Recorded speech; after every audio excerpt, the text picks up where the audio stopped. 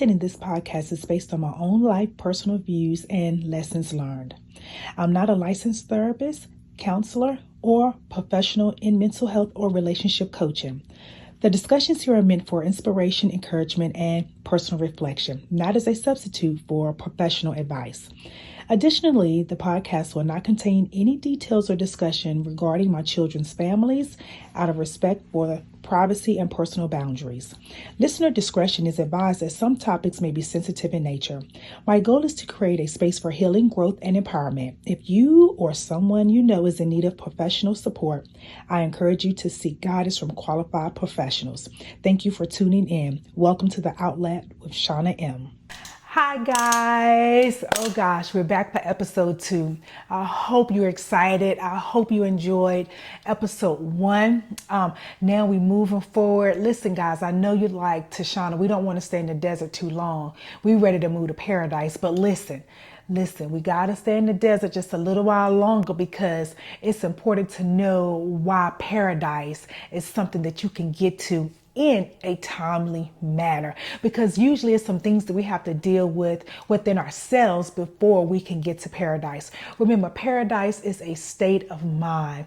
Paradise is not so much a physical place or a location. Paradise for me is a state of mind.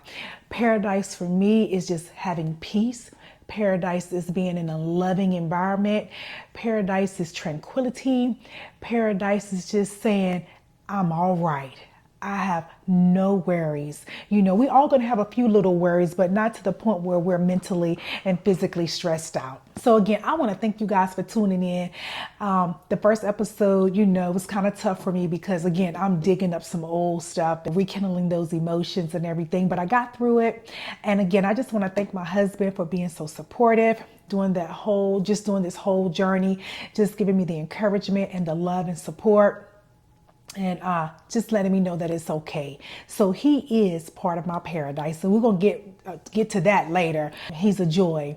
But I just want to go back a little bit further. I did talk about some things that I was dealing with in my childhood and how that affected me growing up in my relationships. I talked about how the loss of my father kind of impaired, me in different ways, and how I was constantly was still seeking validation in relationships and with men and different things like that. So I want to talk a little bit more about seeking validation and just trying to have a connection, with people that I thought truly cared about me. But now that I know that I was just seeking that type of love that my father should have been giving me, no one is ever going to be able to produce that for me. And that's something that I had to learn to deal with within myself. And so because I hadn't dealt with those things at that time, I started looking for different type of men that exuded the same type of behaviors. So looking for a different man or being attracted to a different man only to find out he still had the same type of behaviors. So we have to make sure that we know the type of people that we're attracting, because sometimes that can be the root cause of our issues. So, if you keep attracting the same type of man and expecting different behaviors, you have to kind of look into yourself to see what's going on. A lot of times we'll attract the same things because it's something that God is trying to get out of us. So keep that in mind when you're going through your journey. This is a journey that I want to help you towards to regain your peace. Peace is everything. Peace is everything in singleness, and it's everything in a marriage. It's everything within your job. So, I want you to be in paradise in all areas of your life. Granted, we may be faced with some things, but there is paradise. You do not have to be in a nightmare all the time. You do not have to subject yourself to areas in your life that you're just dissatisfied. So I want you to remember that you don't have to live in a nightmare, whether that's a relationship, whether that's with family, whether that's with friends, work, or just within your livelihood, some type of way. You don't have to live in a nightmare. There is peace surrounding all of us. Wherever you are in life, I want you to be in paradise and not in that nightmare, okay? Not in the desert. I want you to be in a place that's flourishing, I want you to be in a place that's alive, growth, nourishing you to do more, to do better. I will say this little bit. I've always been, a hard worker. I've always been someone who kind of a go-getter. But once I married my husband, oh my goodness, like I want to go like no other. He really encourages me and pushes me. And that just speaks to my paradise. Again, it's not a relationship, it's a state of mind, but within my state of mind, he gives me the encouragement, he gives me the nourishment that I need. And you don't necessarily have to receive that from, a partner. Even in your singleness, you can nourish yourself, as long as, you have peace within yourself. So listen, I want to tell you guys about another story, okay? This is not as bad as the last one. I think I started with the worst nightmare, but listen, we're going to talk about this other individual that I came in contact. He was a very, very handsome young man. This, of course, is years ago, okay? Years ago. Very handsome, attractive young man. And we were friends and we were dating, just really getting to know each other. And we had been probably just dating for about 6 months. And we decided to take a quick road trip together. And on that road trip, we hung out with some of his friends and family. Before we came back, while we were visiting with some of his friends and family, he introduced me, of course, as his friend and nothing more, which was fine because we weren't nothing more.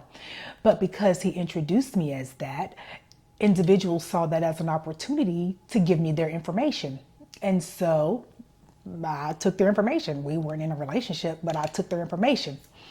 And so when we traveled back to our local town, we were talking about something, discussing something, and I don't know what he said, but I've always kind of been just a little bit mouthy, maybe had a hot head, for lack of better words. But I just always kind of spoke my mind. So if someone said something to me, if I had a response, I didn't mind, giving you that response. And so he said something a little negative towards me, and I said, well, your friends didn't think so because they did give me their information.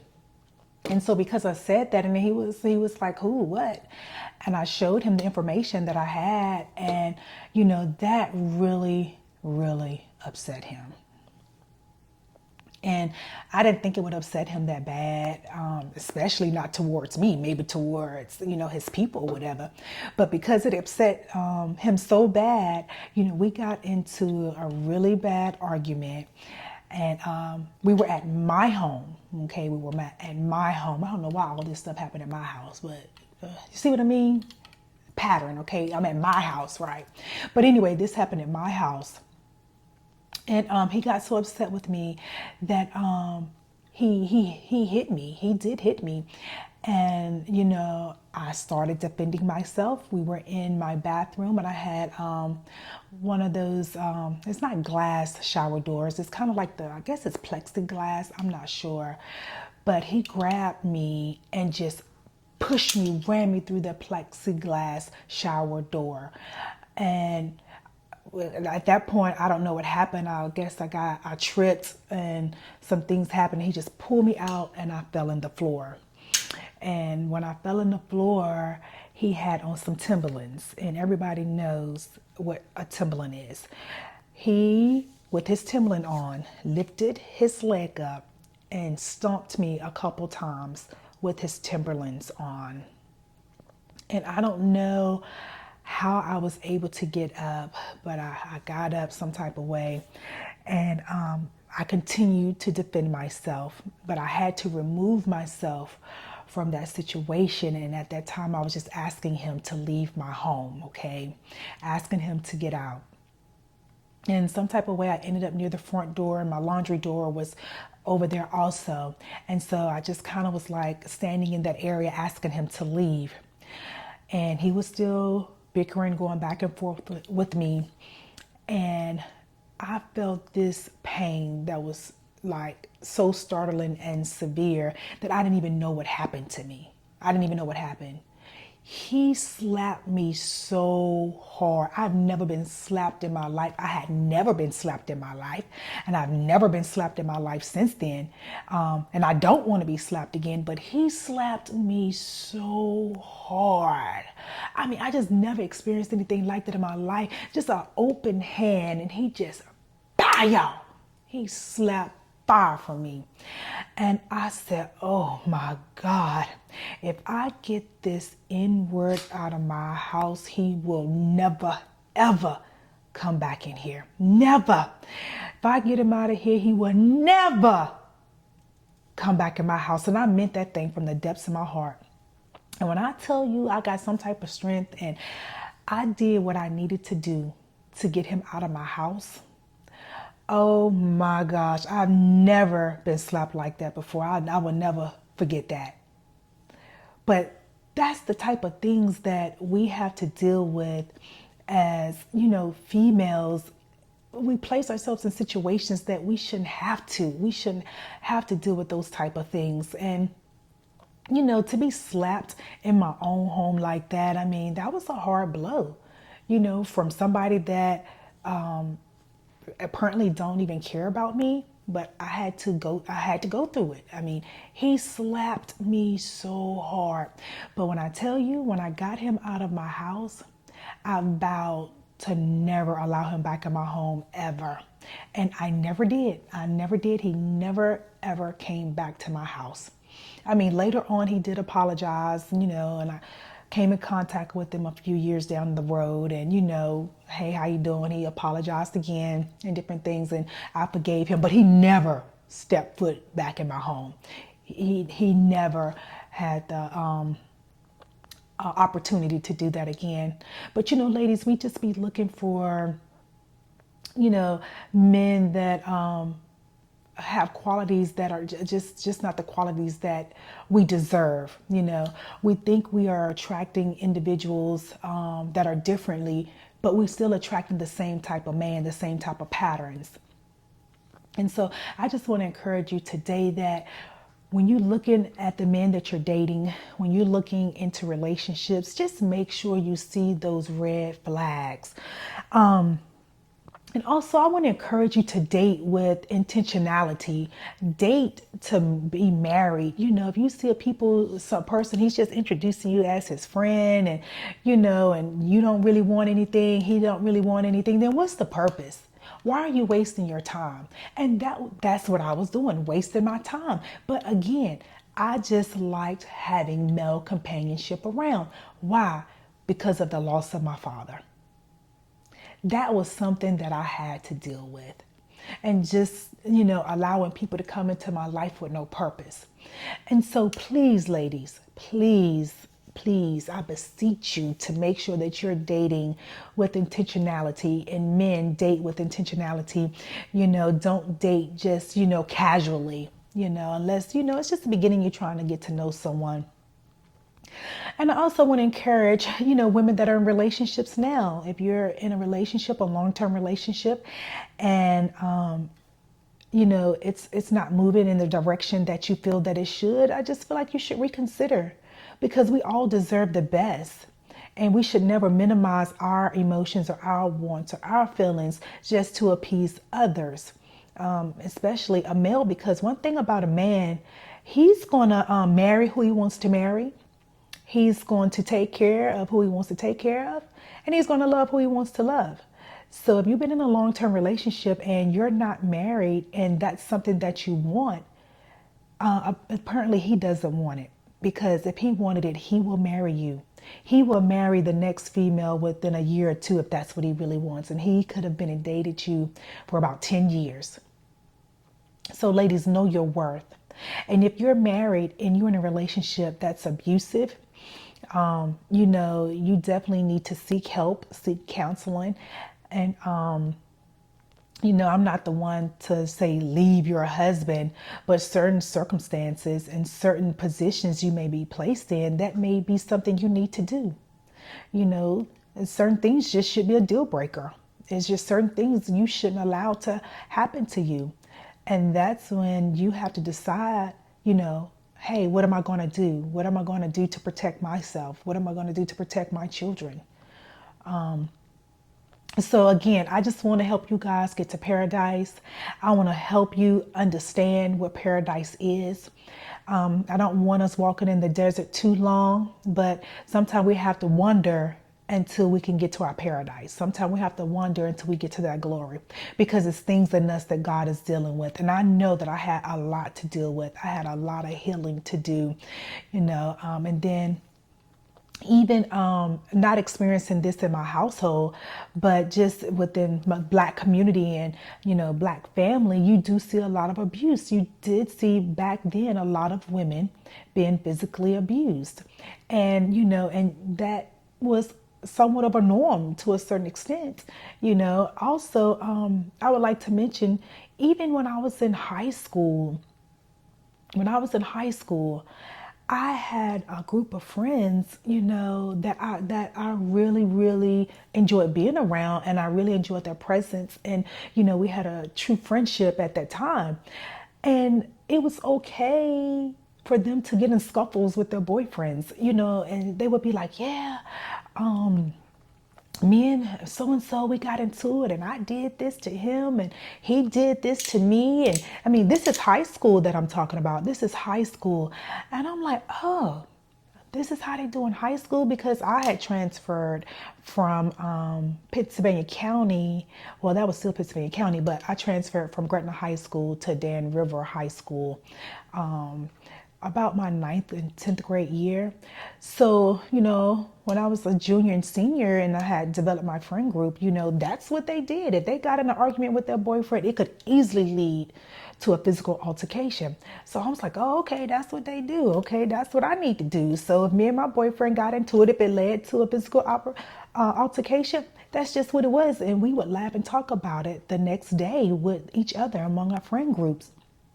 And just imagine how unhealthy that is. Just imagine how unhealthy behaviors turn into unhealthy habits. So just make sure you're talking to your daughters, seeing what's going on with your daughters when they're in high school. You just never know what they're exposed to and what bad habits they can take on. I'm just talking about little nuggets right now, but that was something that I adopted in high school, thinking like it's okay to get in a little scuffle with your boyfriend. And again, that behavior turned into a habit. So when I started getting into scuffles as adults with the people that were in my life, I didn't really see it as a big deal. But if they went too far, then I know, of course, I got to cut them off, But that was so unhealthy. That was so unhealthy. So ladies, we have to start educating our daughters early, start educating our sons, let them know, that's not okay, keep your hands to yourself. And I just think that's a big issue, not only in today's society, but then, keep your hands to yourself, learn some self-control, especially with our young ladies, because you are attacked males and act like they're not supposed to defend themselves. And it's just things are not the same. Things are not the same in this day and time. So just make sure you're talking to your daughters, educating your sons, because it's not healthy. This is about developing ourselves so we can move into paradise, because paradise does exist. Paradise is there. Paradise can be in the palm of your hands. But listen, let's get through this desert. Let's make sure we understand what healing that needs to take place, the growth that we need to take on, and learn what our responsibilities are to get there. Because when we get to our paradise, it's going to be a good place, and it's going to be a place of peace.